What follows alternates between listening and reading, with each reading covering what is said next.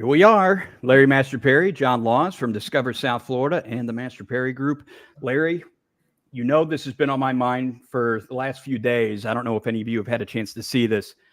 60 Minutes had an interesting piece Sunday night, and this is following the aftermath of Hurricane Elaine and what's been going on there. But you may remember 2 years ago, of course, Hurricane Ian hit the southwest part of Florida, and it was pretty nasty. And what was fascinating, disturbing, and any number of words you could use to describe it, the reporter opens the piece by explaining, for one, bear in mind that Hurricane Ian was 2 years ago, right? Over 50,000 claimants are still in deadlock with their insurance companies about getting reimbursed or compensated for the damages that occurred, during Hurricane Ian, which sadly it surprises me, and yet it doesn't. They wonder why insurance companies get such a bad reputation. This was a perfect example. This one really kind of got to me because they start the story. You have the Rapkin family, Jeff and Jenny, older couple, 3 kids. They're grown up, out of the house, and their house got torn up by Hurricane Ian, right? And here's some video. If you see it, the roof gets torn off right off the bat, I guess, when it all started. Wild video. Yeah, no, I mean, it's crazy. So that is their roof. The house is just, torn up, right? So public adjuster comes over there to take an assessment, says roof needs to be replaced. $235,000 roughly worth of damage, right? Once it got to the insurance company from the public adjuster and they looked it over, they send back $15,000 assessment. And then when you account for all the charges, the family in the end got a check for $9,000. An entire roof of a 2-story home for $9,000. I mean, I was dumbfounded by that. And evidently, it was going on with a lot of people that were working with the same adjuster. So he's getting all these phone calls and, hate messages on and on about it. And he's like, I don't even understand what happened here. Yeah. Well, right. I mean, there's somebody sitting at a desk at Heritage Insurance who sees this report. They take it and they're like, I don't think they're going to need this. I don't think they're going to need this, or on and on and on, to where they arrive at $15,000 instead of $235,000. So I ask you, Larry Master Perry, what is your take on this? Have you come across anything like this in your real estate dealings thus far? I think this is unique because, as you mentioned, the person behind the desk literally just deleted whole sections of this adjuster's report. And this is, if you watch this video and listen to these guys talk, I mean, this is a crazy example. There is no way it's $15,000. Like, in theory, an insurance company can argue with the adjuster and dispute things and say, hey, this isn't correct. We disagree with this for these reasons. Not what they did was different. They didn't even dispute anything. They just took his report, deleted everything, made it look like it was his report, and then submitted it as the final claim, if you will. And that claim was $15,000 instead of $200 and something thousand. Oh, so, and the insurance, this was so good. The insurance company, for one, whoever was sitting behind the desk, that their name is never added to that report. So all they see in this case was Jordan Lee, the public adjuster who handled the initial assessment. And I just love Heritage Insurance. Their response to all this was, you know what? It was something in our processing software. So the guy's name got left off. A lot of things got left off the reports. It was the processing software. Oh, man. Boy, is our face red right now. So they updated their software. So this will never happen again, John. So problem solved, right? Well, what was interesting, too, this is a soundbite from Steve Bush, who was in the story. He's an attorney, and this really kind of got to me. He's saying, from the perspective of the insurance companies, because Heritage isn't the only one to pull this, and Florida's not the only place this is happening. He says they are doing this with the expectation of policyholders not filing lawsuits, that they're just gonna go with their, like, it's sort of like a controlled risk, that we're prepared to deal with legal fees and whatnot, that's still worth it to try to screw these people over. Here, let's hear from him. Go ahead. Yeah. How many people come to me and say, hey, what was I going to do? I had to replace my roof. And do you think the insurance companies know that? They're betting on that most people are just going to roll over? No question they know that. They're playing the odds. Yeah, they're playing the odds. I mean, again, I believe it. I'm sure there is somebody with a advanced algorithm and has all, the fees and finances planned out. And it's like, okay, is it worth us going to court with them? Yes. What's the odds of us actually going to court? They're like, all right, we'll take that chance. Sure. And they were interviewing somebody else, and they were asking, what will make this change, or what will solve this problem? And the guy said, put somebody in cuffs at the insurance company, and then they'll stop doing this. So the consequences or the risk for them is financial, really, only. And the financial risk isn't really even that high for them. In fact, I think they paid $1 million, right, at the end of this whole thing as a fine. So $1 million. Think about this. They were going to pay one guy $250,000, but they only paid him 15. I mean, no, 9 after it was all said and done. 9 after it's all said and done, but out of their pocket, in theory. Well, you're right. It was a deductible, so they really paid $10,000.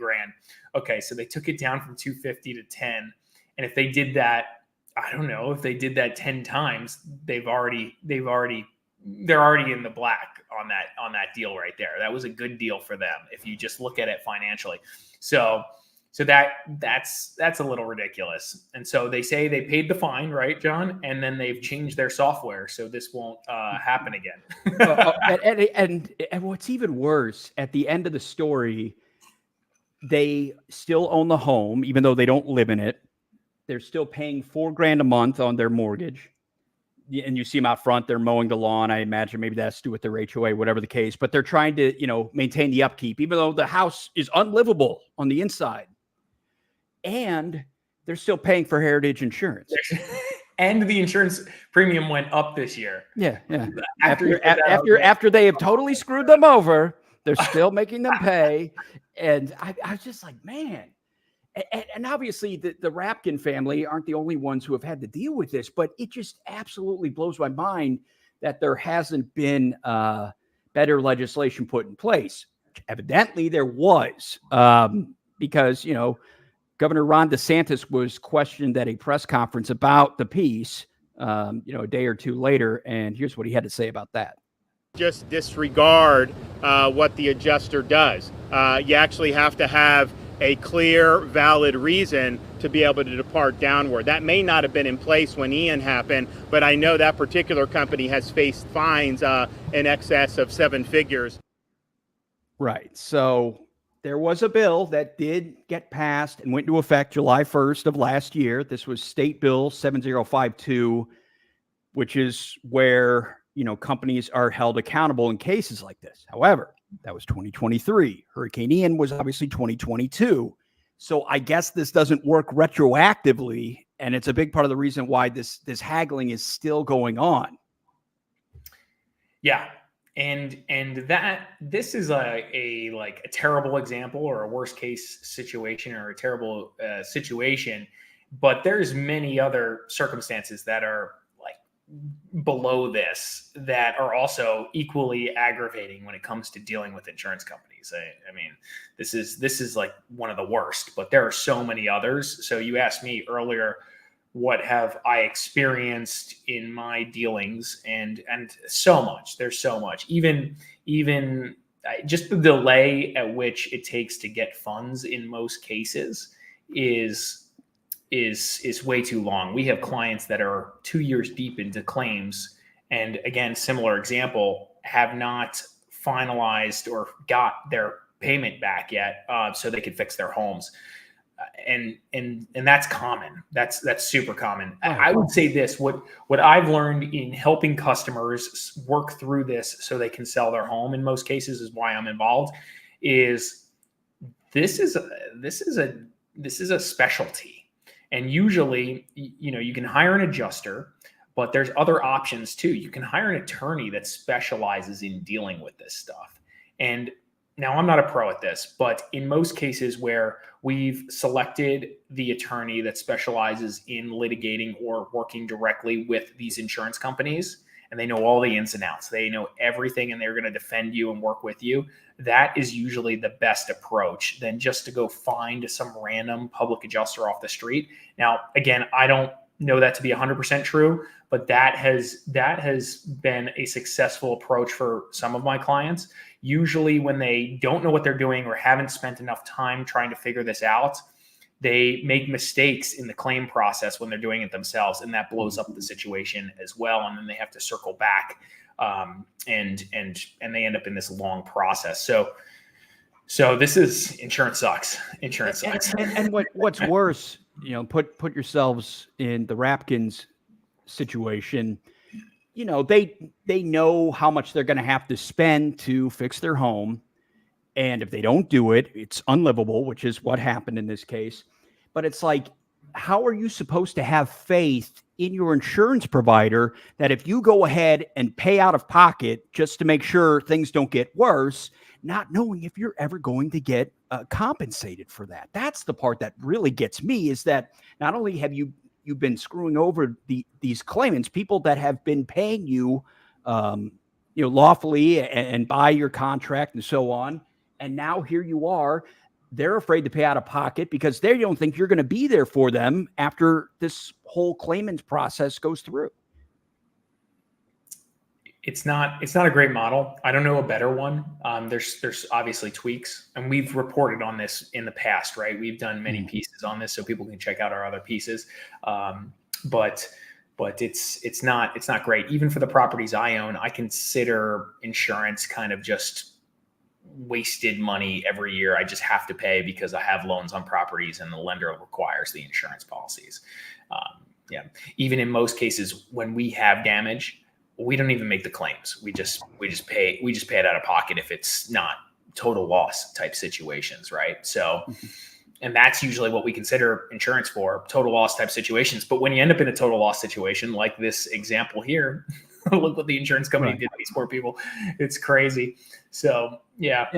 And one other point I wanted to make before we move on, Steve Bush, that attorney who specializes in this sort of thing now, this isn't just a Florida problem. He said there is evidence of this kind of tampering going on in a half a dozen states, including Florida.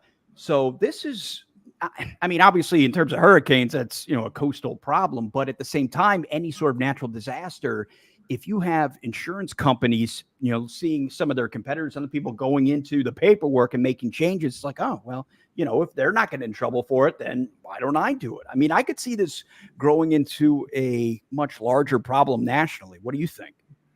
Yeah, I'm sure wherever they can play this game, they'll play it, right? It's a game, and until it's handled or through legislation, we're not gonna have a solution here. So, right, but when the policyholders on the other end of a insurance fraud, oh man, they come down on them, with biblical wrath. But if it's the insurance company, we'll sweep it under the rug. I can see how at a state level, somebody like DeSantis is sitting there saying, we need more insurance companies to come into Florida to get the cost of insurance down, right? Mm-hmm. We need more competition. So if I go ahead and turn around and just prosecute every insurance company in Florida for all these things, they're all just going to leave. That's a good point. So I can see the problem. And that's why, like, the little person who, committed some level of fraud related to insurance just gets hammered because he has no power. Right. He has no power like the insurance companies do. They don't need more of those, him. They need the insurance companies to come here in order to get these insurance numbers down, these premiums down. And everybody's looking towards DeSantis and the state to solve that. And so he's in between a rock and a hard place a bit, but there's solutions here. There's solutions. Yeah. I'm sure. No, that's a really good point. All right, moving on. Redfin, who seems get to into have it. all the great reports when it comes to the latest with real estate, or at least, home, residential, that kind of thing. This report came out on Monday. According to Redfin, only 2.5% of U.S. homes have changed hands in the first 8 months of 2024. Now, that number doesn't mean a whole lot to me because I'm not necessarily familiar with how often homes change hands, Sure. nationally. However, they say the rate of home sales and home listings are both down by at least 30% nationally since 2019. What were your thoughts when you saw this report? We knew this. But I'm sure other people may not who don't follow this market so closely. The reality is sales volume has come down, and there's a number of reasons. And the Redfin report hits them perfectly on the nose.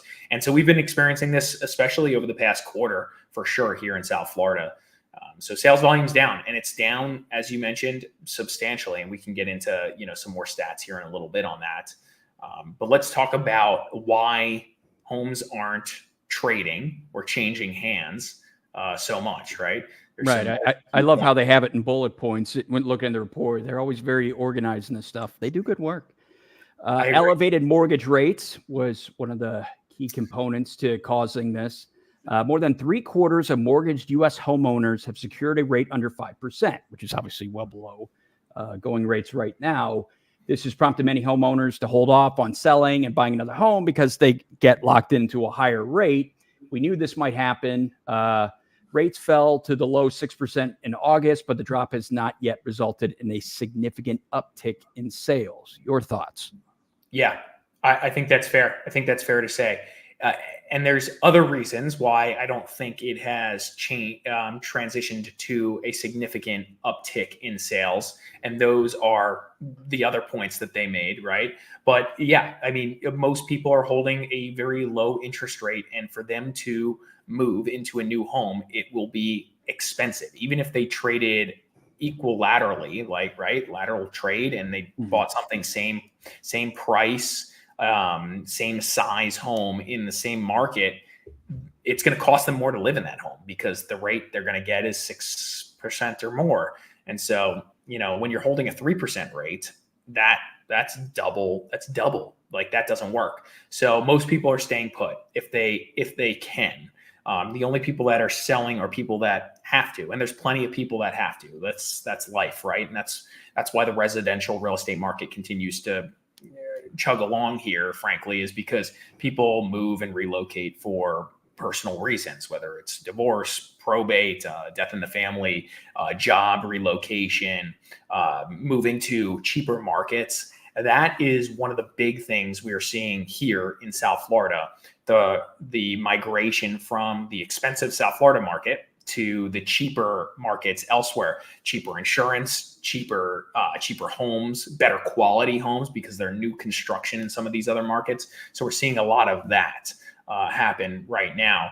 And that's the biggest driver for, homes changing hands here in South Florida right now. But that makes sense.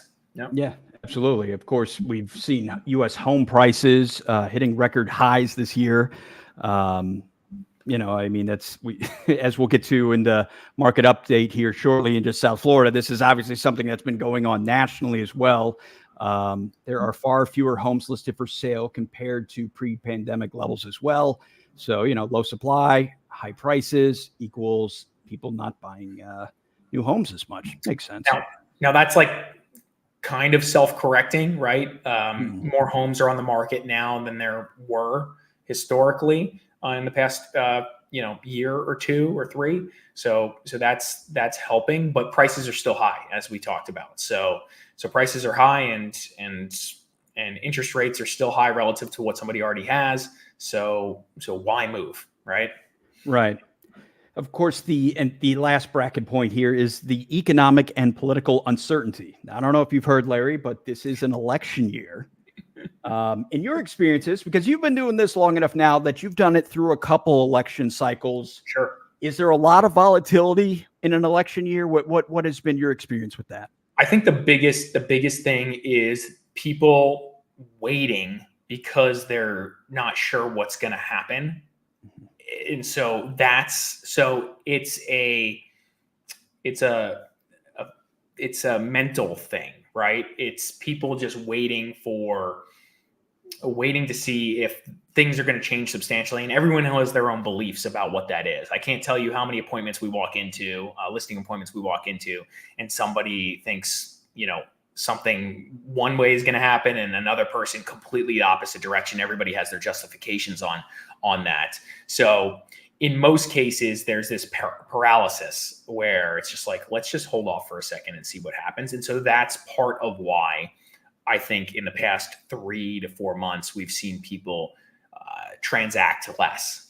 Now your question is does it actually reflect, does it actually change prices? I don't think so. I think that short term, I don't think it impacts prices. It may impact people's belief structure, but again, 50% of the population is, Democratic, 50% of the population is Republican, and they all have their own opinions on that. And so I think it weighs itself out. Or it balances itself out.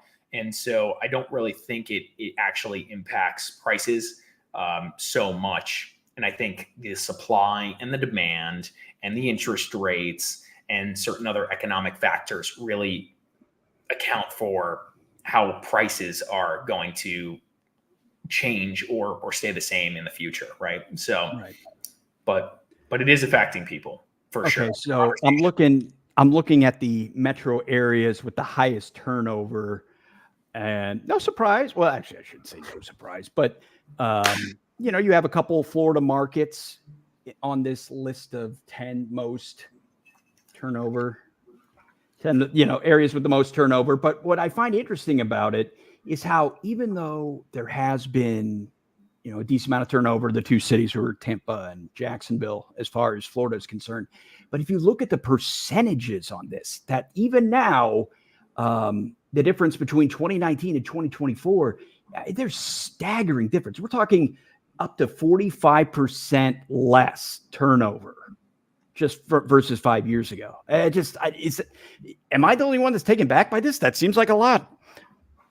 In our business here, if you focus on like realtors and real estate agents, I mean, there is absolutely a conversation that's happening. Hey, it's really hard to stay in real estate right now as a real estate agent, because the average agent is struggling because the transaction volume's dropped so much, right?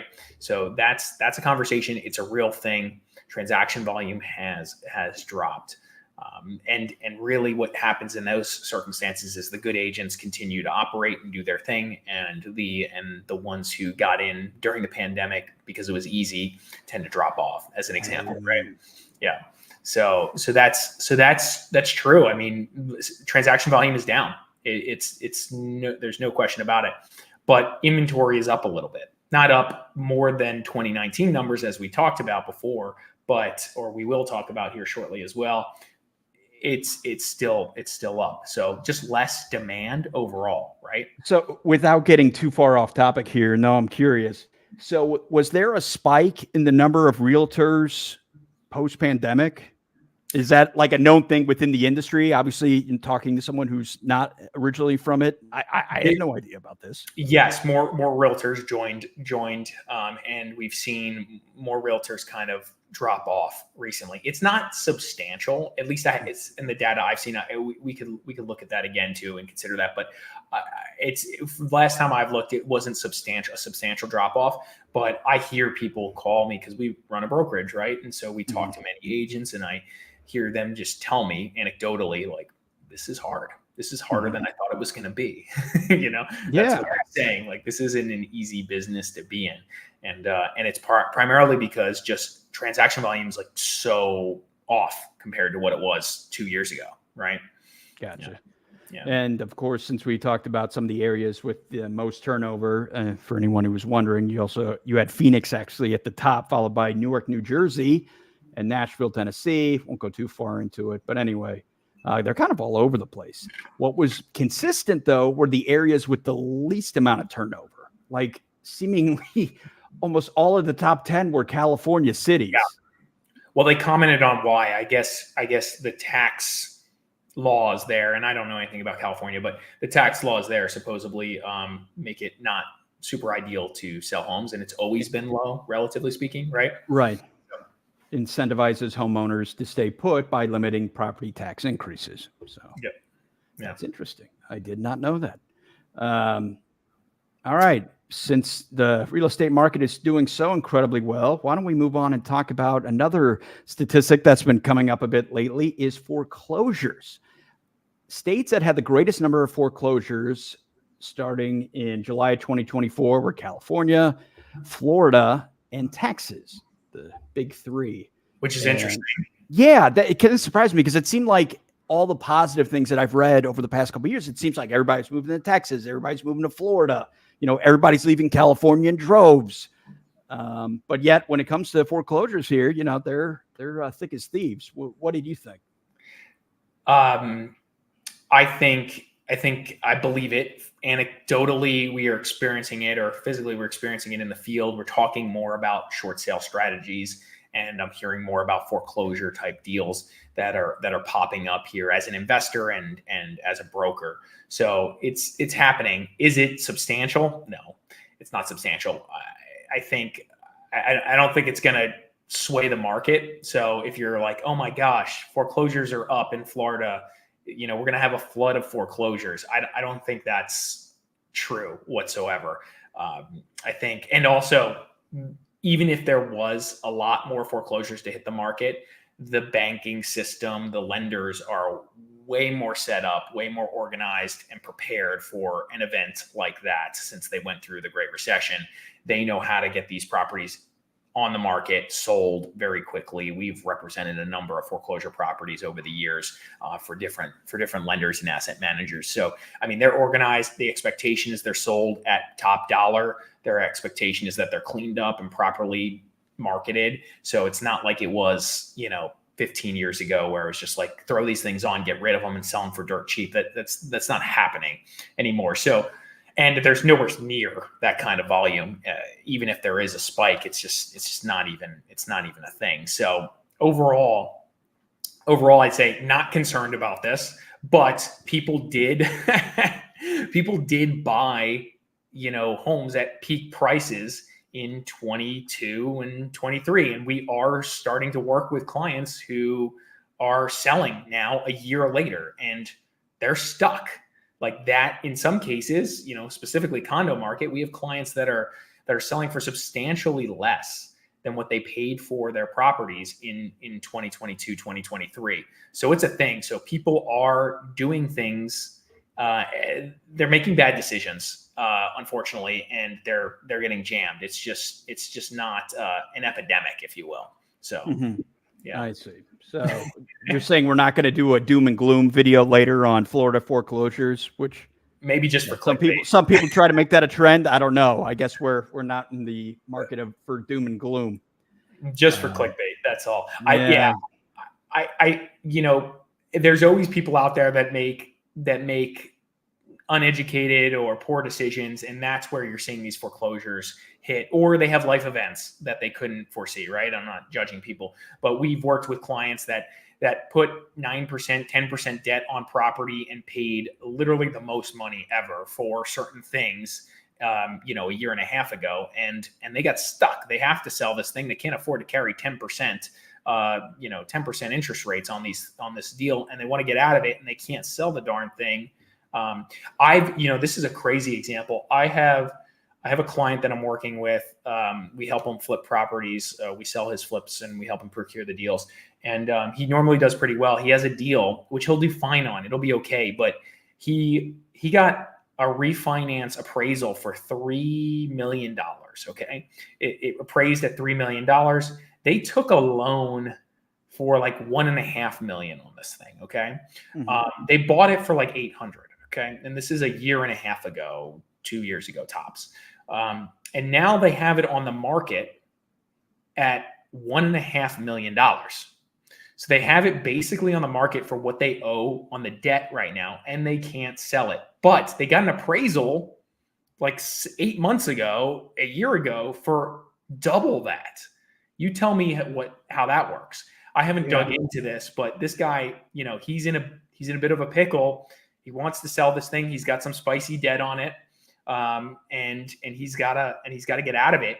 And so he's trying to pay, sell it for what he owes on the property, and he's having a hard time. I mean, he's trying to break even. I mean, just trying to break even, and he's having a hard time. This is a deal that I'm not involved in. He worked on this with another team. And so, but he called me and he was just like, "Hey, can you sell this thing? Like, I please help." And I'm like, okay.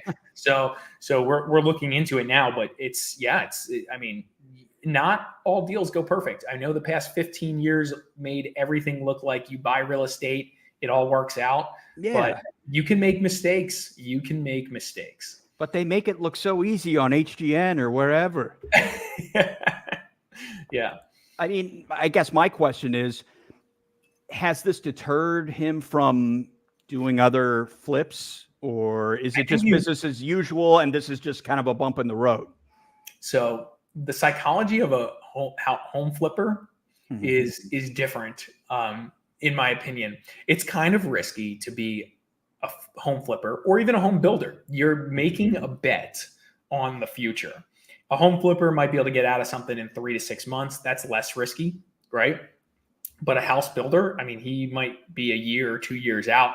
And so, you gotta be a little, a little crazy, right? Right. Right. So you're making, especially if it's all your money. I get like home builders that are building, and this is like just a little piece of their deal, right? Like it's just like a little part of their portfolio and they're building, and they have a lot of equity and a lot of cash elsewhere. I get that. But like most home flippers are not those guys. Most guys who are flipping houses, they're going deal to deal and making it happen, and they're using the proceeds from that last sale to go to the next one and help pay for their life, right? Their rent, their whatever, and a lot of these guys rent homes. They don't even own homes. So it's very interesting. So ironic. Yeah. So you asked, is he still doing it? Yeah, he's doing it. That's crazy. I always wonder about that, but. Like you said, it's just good. I'm glad I'm not the only one that always seemed like, hey, this is a bit of a risk, Yeah. So me and a local attorney, we talk about this, and we talk about a guy that has done super well. He just like, I won't get too many details about him, but he's done super well. He went from doing like just working in a restaurant to now living in a $5 million home. Okay. So like in the past 7 years. Okay. Driving a Bentley, living in and he flips homes. And we've talked about him. We're like, man, this guy has got, some really, he can really tolerate high levels of risk. Right. And he's got 10, 11 properties on the market that he's flipping at any given time. And it's like, whoa. And 3-4 years ago, we were talking about him, and we're just like, man, we should tell him, calm down, like stop, like the market's going to change, right? The market's going to change. This is like 4 years ago, like before the pandemic or as the pandemic hit. And it's just like, if we had told him that, if he took our advice then, I mean, he would be in a very different financial position today. And by what I mean is he would have less money today. Yeah. And so who am I? And we were just saying, we're like, who are we? High risk, high reward. This guy to stop today. And now today we're like, oh my God, he's got seven on the market. He's got a $6 million property under construction right now. Oh my he's still buying more. He's got all this hard money on all these deals. I mean, he's turning them. He's doing well and great for him, but he's got a lot of properties that are sitting a little longer on the market, and you start to get a little scared because they're not moving at like 2-second speed anymore. But I don't know. I can't predict the future. And when I have tried to predict the future, I've been wrong. So it's interesting. These guys are crazy. So we've been crunching numbers over the past couple of days. You'll see our market update come out in the next day or two, but figure we might as well talk about it a little bit now. Your thoughts as we have reached, I guess, that was the end of the third quarter? Yeah. Yep. Okay, So we're where into the you see, fourth yeah, I was quarter. going to say, Boca Raton specifically, housing market. What was your initial takeaway? My initial takeaway is that what we've been saying since January is now finally, or what we've been feeling in the field / saying since January on the reports is finally showing up on some level in the numbers. And what I mean by that is the numbers have been conflicting a little bit. The days on market have gone up, inventory's gone up, absorption rate's gone up. These numbers have increased, suggesting the market's slowing, while median sales price continued to climb, right? So that whereas you would think, Yeah, it defied logic. yeah. And now what we're seeing is the median sales price is even, dead even, right? You and I were talking about this. Is this a wrong number? Let's go back and check the data, confirm it. Let's make sure we're right before we speak about this, because we just haven't seen it. It's always been defying reality. And so now what we're seeing is prices have calmed down a little bit, or the price growth has calmed down a little bit. In fact, it's zero if you look at the median sales price data, right?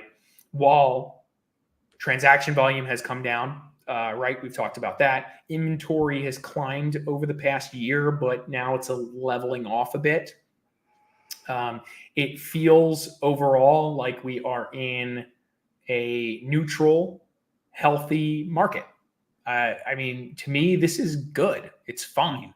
It's fine. It's a fair market, right? Some And when you sellers say fine, I'm not picturing, the meme with the cartoon dog sitting there as the house is burning around him. Say, yeah, this is fine. This is fine, good. it's fine. Well, some realtors are saying that it's fine. Oh my God, I can't find any deals to do, right? Because the volume is down so much that some agents are struggling, but and some sellers are upset about it. And I just had this conversation with another client before we jumped on this call, and he was saying, I wish I sold or put my property on the market 6 months ago. I probably would have got, $50,000 more. I probably would have hit our number. And my commentary to that was, maybe. I don't know if I believe that to be 100% true. A lot of people are like, hey, if I sold a year ago or 2 years ago or early 2022, I would have got paid more. And I don't know if that's necessarily true. If you look at just the median sales price data and the average sales price data, I mean, it's been going like this for the past 3 years. So how can we say that, if we sold it a year ago or 6 months ago, that we would get more? In fact, you should be selling it today because you're getting peak pricing today. It's a little softer, the market overall, right? But the pricing data suggests it's as high as it's ever been, right? Mm-hmm. So, and I guess what I find interesting, and feel like we've been talking about this for the last 2 years, is how we look at the South Florida numbers, and then you see the national headlines on what's happening with the housing market, and they don't seem to be matching up at all. I mean, it seemed like South Florida was impervious to the economic conditions that were affecting the housing market in seemingly any other market outside of the state of Florida. Has it finally, are we at a point now where we're kind of with the rest of the country, or are we still a little bit above them? What's going on from what you've seen? I think South Florida in general is unique compared to the rest of Florida, frankly, but South Florida has unique features. There's not an infinite area to expand and build in, right? So you can't just keep going into the Everglades and building forever. So you have that limitation on the west. You have the limitation on the east, which is the ocean. It's already very dense. And so new construction is not really an option, which is why in other parts of the country, where like Texas as an example, in general, you can just build out to infinity, right? Right. There's land as far as the eye can see. Right. So you have developers that were building lots of homes. So there's plenty of nice new inventory. In South Florida, nice new inventory is, especially in Boca, is $5 million. I mean, out west, you could probably buy something for $2.5 million for new inventory.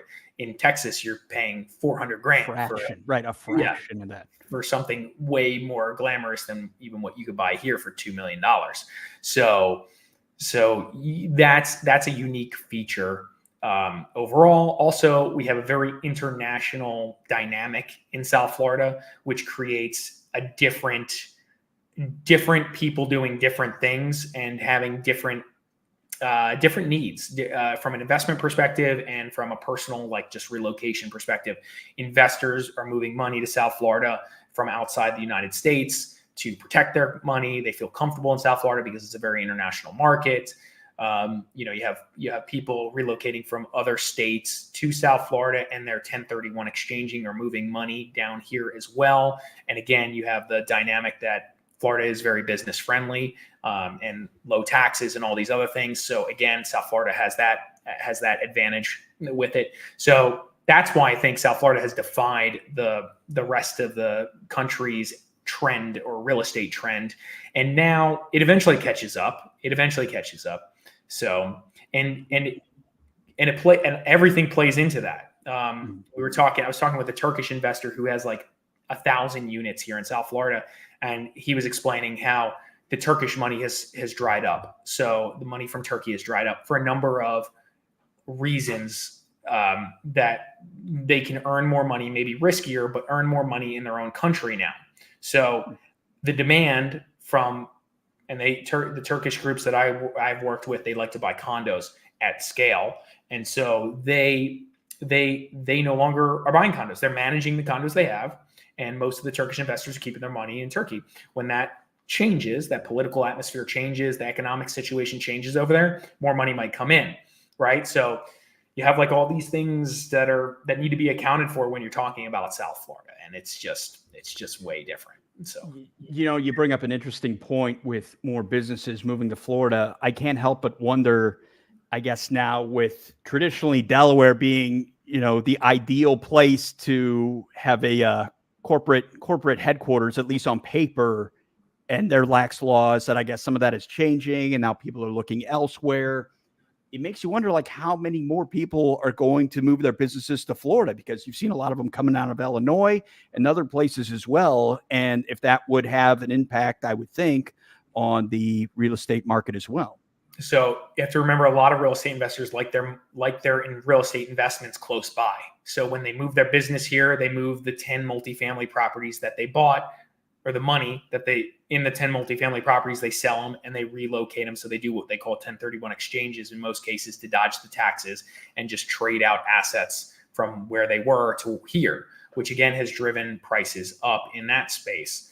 And then also, if you're in South Florida and you're running a business, you may take advantage of the advanced depreciation or the accelerated depreciation strategies that exist. And we help a lot of clients do this, where you're making a lot of money in your business and you don't want to pay any taxes. Well, you buy a piece of real estate, you accelerate the depreciation, you write it all off year one, and you keep doing that. And again, you're more focused on the tax benefits than you are the deal actually working as an investment. So you pay a little bit more. Again, same with the 1031 exchange. You're focused on not paying taxes. So whatever, just pay a little bit more, get the deal done, because there's not a lot of deals out there. Just get it done. So again, drives up the price. So the fundamentals of real estate investing, where you buy something and it cash flows day one, doesn't really exist in South Florida so much right now because of all these different dynamics, political risk in other countries, financial risk in other countries, and then all the internal tax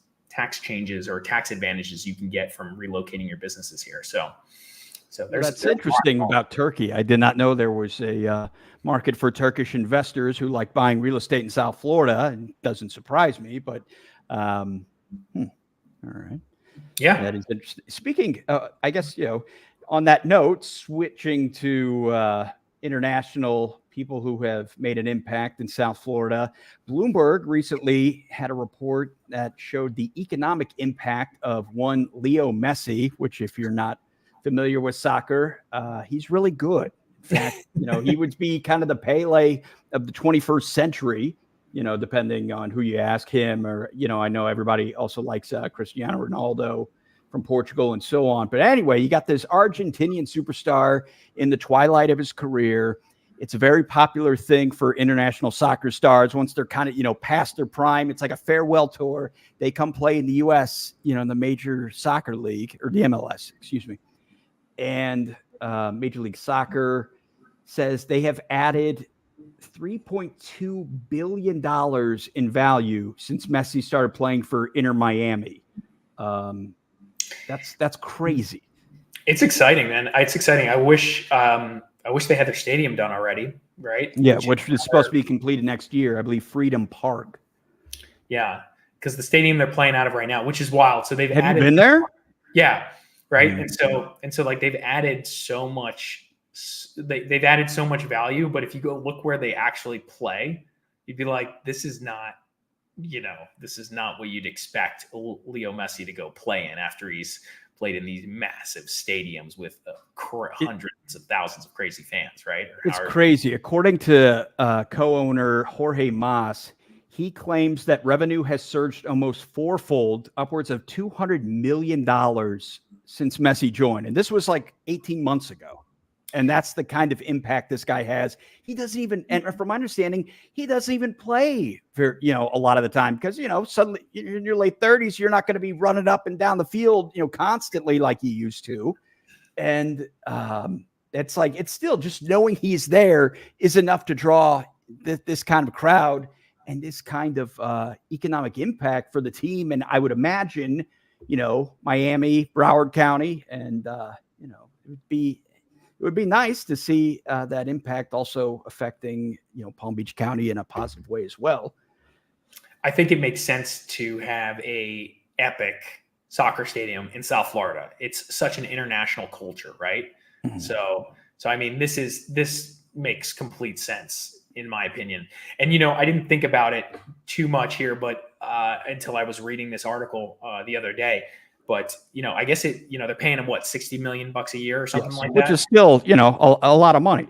Yeah. $60 million a year, but they're making now about $200 million a year. They claim from additional $200 million, right. From his arrival and being a part of the team. But I guess they also owe him a 10% stake when he's done in the team, which is interesting, which they say is maybe worth about $200 million if it continues to be valued at what it is now. Right. That's kind of interesting. And and you bring up a great point too. When he signed with Inter Miami, $60 million, it's a lot of money. He reportedly turned down an offer from Saudi Arabia's league that was worth $400 million in the twilight of his career. And he preferred to come play in the U.S. because I guess I would like to think there are certain things that just because you can't necessarily put a dollar value on, it has value, I mean, getting to embrace the Latin American cultures of South Florida. There's definitely a large influence there. Also, the exposure, the American media, I'd like to think those are things that would seem enticing. But whatever the case, Leo's doing well for himself here, and he's not getting mobbed by fans everywhere he goes. When Argentina won that World Cup 2 years ago, they showed him like trying to go to a small restaurant with his family, and you would have thought it was, like they were mobbing the streets and on and on. Here, you see him at the local Publix, and no one even acknowledges him. And I'm sure he probably loves that. Yeah, I bet you that was a selling point. I bet you that was. Yeah. He gets the nice house in Fort Lauderdale right on the water, and people don't bother him. I'm sure that probably is a breath of fresh air for somebody that popular. I wouldn't know, but I'm just saying. Yeah, that's interesting. I'm excited to go to a game. So I went to a couple games before he became, or came to the team, and now I think the tickets are like wildly expensive. And they're wildly expensive everywhere he goes. They were saying when Inter Miami was playing up in New York, it was like to buy, the cheapest ticket was $170, which was more than 10 times as much as it was before then. I'm like, geez, they're practically giving these tickets away. Now, suddenly, you can't get one without dropping at least a couple $100 like that. That's crazy for a guy that you don't even know if he's going to play. He's the T-Swizzy of soccer. And just also the article naturally draws on other points where, this is all great, but how do we keep this going after he retires? Right. I mean, yeah. Yeah, You got the World Cup. I mean, you got the World Cup, which is great, of course. And obviously matches will be played down here. But even aside from that, once Leo's done, it just the goal for any business is to keep that momentum going. How do you get it with after Leo Messi? I don't know. You pay Ronaldo. Right. You pay that. Well, that's what I'm saying. And Ronaldo's actually older than Messi. That's So, right. That's true. He is currently playing in Saudi Arabia. I believe so is Neymar from Brazil and a couple other notable guys because, they can drop as much money as they want to see their favorite star in their later years play.